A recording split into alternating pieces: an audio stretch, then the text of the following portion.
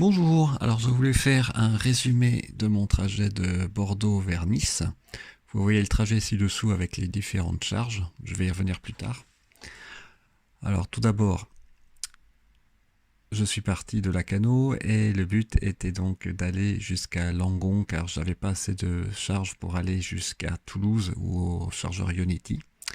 Donc voici mon premier arrêt à Langon après 1h30 de route. Et vous allez voir que j'ai eu une bonne surprise, au-delà du fait qu'évidemment la charge s'est bien passée et il n'y avait personne en plus sur le superchargeur. Ça, c'est un peu surprenant parce que je connais pas encore tous les superchargeurs, mais c'est sur une aire commerciale à côté d'un Leclerc. Donc charge sans problème, je crois que j'ai commencé à 120, 125 kW. Si je me souviens bien, peut-être un peu moins parce que j'avais probablement 40% de batterie au départ.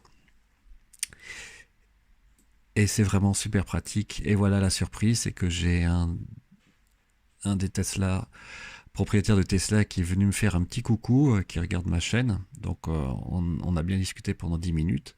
Et après on est reparti, car il y avait quand même 950 km à faire. Donc nous voilà repartis vers le prochain arrêt de superchargeur, qui était celui de Toulouse.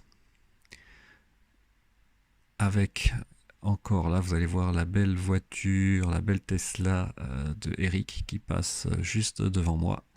Et c'était vraiment sympa de pouvoir discuter avec lui. C'est vraiment un passionné et vraiment qui utilise les voitures électriques depuis un bon moment. Là, on est, si je me trompe pas, au superchargeur à côté de Toulouse. Donc on s'est arrêté avant au McDo qui est à 5 km pour faire un drive et prendre donc un repas au McDo pour pouvoir manger pendant l'arrêt.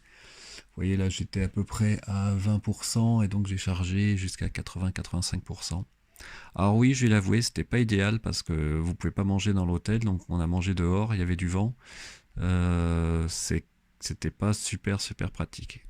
Mais on voulait pas perdre de temps en plus du temps de charge pour continuer à rouler.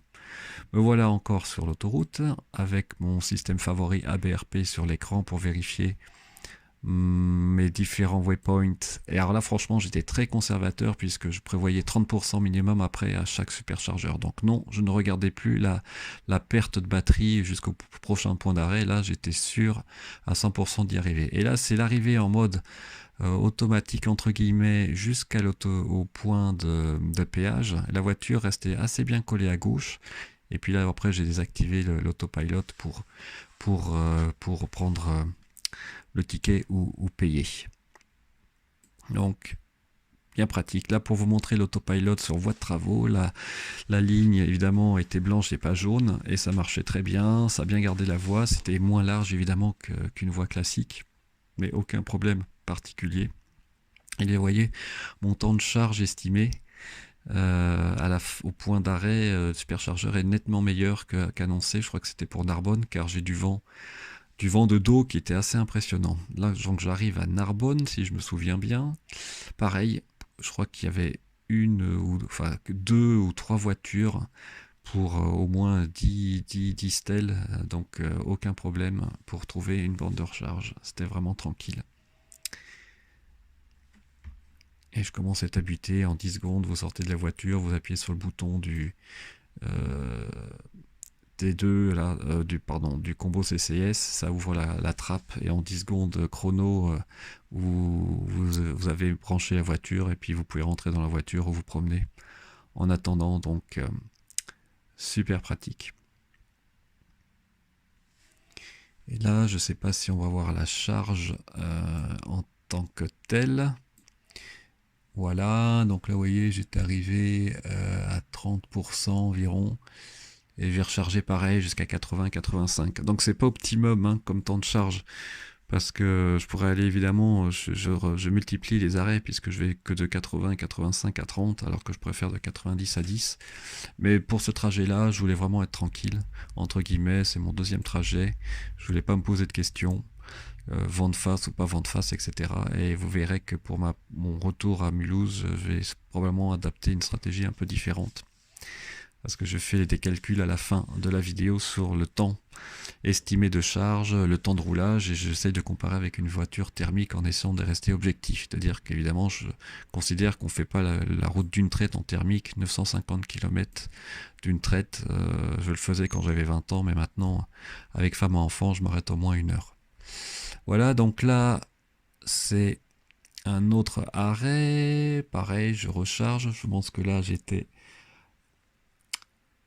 à Nîmes et c'était un arrêt avant l'arrêt de Vidauban où j'ai dû m'arrêter car je ne savais pas si je pouvais charger à destination. Là, c'est pour vous montrer l'entrée entre guillemets sur autoroute qui n'est pas automatique, hein, donc il faut mettre le clignotant, mettre un coup de volant, mais en fait, pour moi, ça n'a aucun intérêt. Il faut le faire manuellement, c'est trop dangereux. Donc autant la sortie automatique, d'accord, mais l'entrée automatique, en tout cas là, moi, je voulais faire moi-même. Évidemment, on a eu quelques bouchons, rien de bien méchant, mais là, dans ce cas-là, honnêtement, le système, c'est super agréable, on s'occupe quasiment de rien.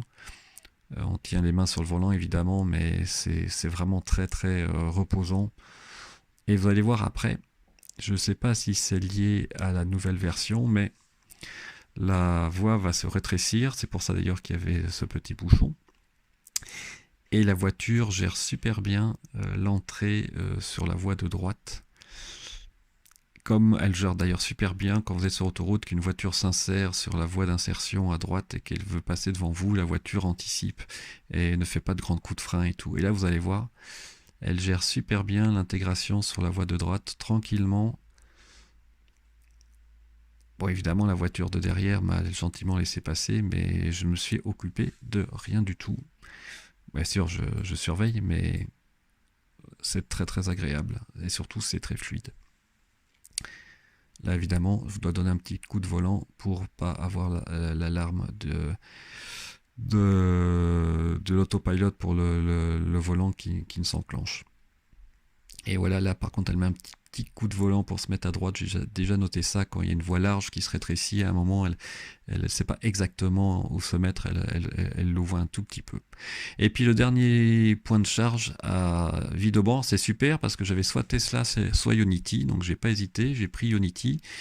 J'ai mis mon badge Plug Surfing et j'étais très agréablement surpris. En 3 secondes, ça a été reconnu et l'autorisation confirmée. Donc, ça peut pas être plus rapide. Hop, et vous allez voir après, excusez-moi pour les saccades parce que je suis avec mon téléphone, vous allez voir, je vais aller rapidement voir comment ça se passe au niveau de la charge. Donc là, vous n'entendez pas, mais les ventilateurs se mettent en route. Vous voyez, je suis à 30%, comme j'ai dit, hein, j'étais super conservateur au niveau des pourcentages restants en point de recharge. Et vous allez voir que ça marche très bien. Je vais être monté à 131, 132 kW. Donc pour cette borne de recharge là Ionity, je n'ai rien à dire, ça a très bien marché. Et en théorie, j'aurais quasiment pas dû recharger ici. Et là, j'ai dû charger une demi-heure pour être tranquille au point de destination, comme j'étais pas sûr de pouvoir charger à domicile. J'ai 50% là, et donc je suis tranquille. Et juste pour vous montrer qu'en face, il y avait les bornes Tesla, il y avait personne. Et une autre voiture en Tesla s'est garée à côté de moi, parce qu'il a le même plan que moi en fait. La charge Ionity de 8,80 € ou 8 € est plus intéressante. Et là à la fin, vous voyez, j'avais 39 kW de chargé et 37 kW effectifs. Et 8,80 €, excusez-moi, ça va un peu vite. Et donc c'est plus intéressant quand vous dépassez, on va dire 35 kWh de charge, de passer sur Ionity. Et ce que je vais essayer de faire au retour, je vous expliquerai ça dans une autre vidéo pour optimiser non seulement mon temps de charge, mais aussi le coût. Là, je sors pas automatiquement, mais je sors de l'autoroute. Et vous allez voir après, la voiture, là, elle gère super bien, elle ralentit beaucoup. Il y a des virages assez serrés, là, en sortant de Nice. Ça tourne bien, elle descend de 90 à 50. Même, vous voyez, là, c'est 50, mais elle va même diminuer encore plus, 30 pour prendre le virage. Elle sort un peu à gauche, par contre, j'étais un peu étonné. Elle doit je sais pas, se figer sur la ligne de gauche blanche. Mais ça passe tranquillement. Et on arrive au feu. Et elle reste sur la voie de gauche ici sans aucun problème. Et je tenais à préciser aussi que le voyage, le confort est vraiment fantastique avec cette voiture par rapport à ce que j'ai eu avant. C'est assez silencieux, les sièges sont confortables, la voiture est confortable, l'autopilot marche bien, on est reposé, on est cool. C'est plutôt les enfants derrière qui peuvent vous perturber pendant le voyage qui reste long que la voiture elle-même. Et là voilà, j'arrive, vous voyez, sur une voie unique. Alors, récapitulons. Le ABRP me prévoyait 10h30 de trajet, 9h10 de route, de conduite et 1h20 de charge. 5 charges. Qu'est-ce qui s'est passé en temps réel? J'essaie d'être le plus objectif possible. Donc là, vous voyez mes 5 points de charge, Langon, Toulouse, Narbonne, Nîmes et Vidauban. En théorie, Langon, j'aurais pu le squeezer si j'étais parti à 100%. Et Vidauban, j'aurais dû rester peut-être 5 minutes max. Voilà le trajet avec Google Maps qui a été enregistré par Google Maps. Et vous voyez que mon temps de trajet est de 9h42 et non pas de 9h10. Donc dû au bouchon, etc. Et puis j'ai dû aller aussi au McDonald's. Et j'aurais pu faire la même chose avec une voiture thermique. Donc pour résumer, ce qui était planifié avec ABRP, c'est 9h10 de trajet, 1h20 de charge, soit 10h30 en tout. En réel, j'ai eu 9h30 de trajet à peu près, 12h en tout, donc 2h30 de charge entre guillemets. On peut considérer peut-être qu'on a aussi le déplacement, je ne sais pas comment Google a comptabilisé mon déplacement jusqu'au McDo, où je me suis arrêté 10-15 minutes pour avoir ma commande, etc. etc. Donc 12 heures.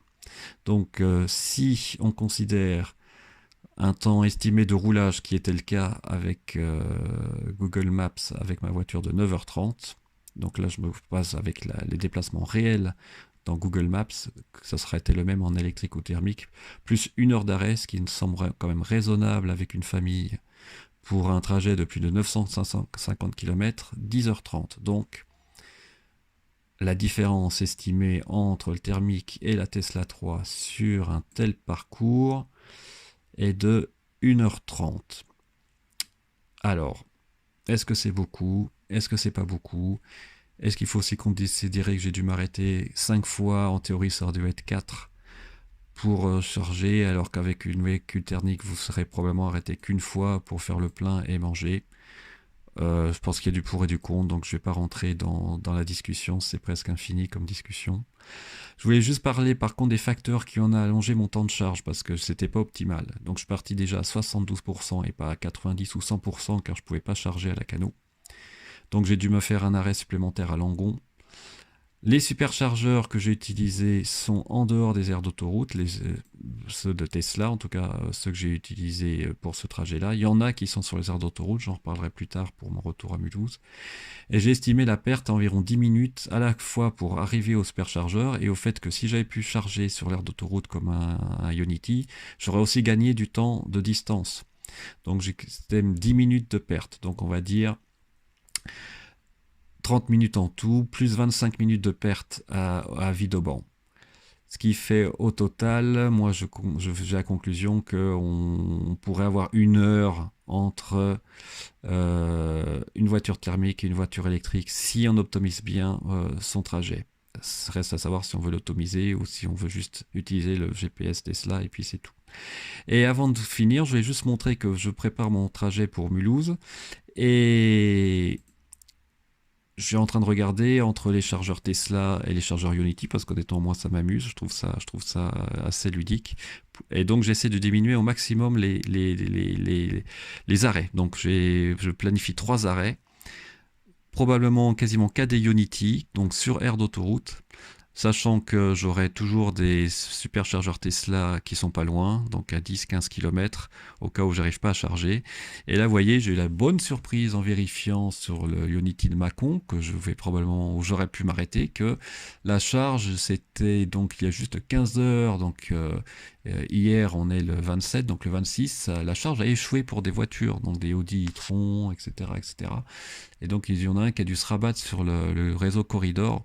Donc pour vous dire que malheureusement, moi ça a très bien marché là, à l'ère de Vidauban, je prévois d'utiliser celui de Bréguières probablement pour repartir, et puis les autres après sur le trajet, mais il y a quand même un doute, hein. Donc c'est pour ça que Tesla, franchement, c'est super d'avoir les superchargeurs Tesla. Donc j'en parlerai plus tard, je vous laisse la surprise dans ma prochaine vidéo pour vous montrer ma planification. J'arrête là car ça commence à faire long. Je vous remercie encore beaucoup pour votre attention. Tous les commentaires parfois enflammés sur ma vidéo, sur mon premier périple. Tant que ça reste courtois et argumenté, il n'y a pas de problème. Vous êtes les bienvenus. J'accepte toutes les critiques aussi. C'est très intéressant pour moi de pouvoir dialoguer avec vous. J'espère que ça vous intéresse, à la fois ceux qui aiment l'électrique et ceux qui ne l'aiment pas. Je pense que c'est toujours bon de faire partager son expérience. En tout cas, moi, ça me fait plaisir. Et puis, franchement, c'était vraiment agréable. Même si ça met 12 heures pour faire ce trajet de Bordeaux à Nice, c'était vraiment pas fatigant du tout avec la Tesla, en tout cas. Merci, bonne fête et à bientôt.